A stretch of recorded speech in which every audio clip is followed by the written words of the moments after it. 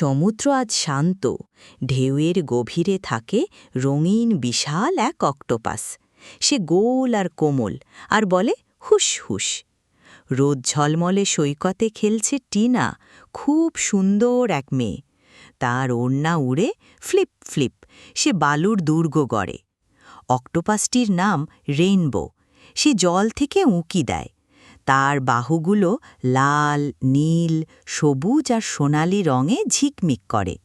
Hello, সে বুদবুদ তোলে, ব্লাপ ব্লাপ। টিনা হেসে ওঠে, হাই রেইনবো ফ্রেন্ড। রেইনবো নরম এক বাহু তুলে জলে আঁকে একটা হৃদয়। ঢেউয়ের ওপর ঝিলিমিলি আলো নাচে। সে সমুদ্র শৈবাল দিয়ে একটা টুপি বানিয়ে টিনার মাথায় পরায়। তুমি রাজকুমারী সি স্টার, সে বলে। তারা লুকোচুরি খেলে, ছপাছপ পানিতে মেতে খিলখিলিয়ে হাসে। রেইনবো টিনাকে বড় নিরাপদ এক বাহুতে তুলে নেয়, আর তারা ধীরে ধীরে ক্যারাউসেলের মতো ভেসে চলে।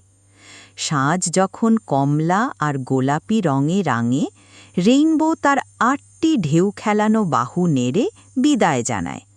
টিনা হাত নেড়ে বলে বাই বাই। জোয়ার ফিসফিসিয়ে ওঠে সুশাঁ, আর আকাশে তারারা টিমটিমিয়ে জ্বলে ওঠে।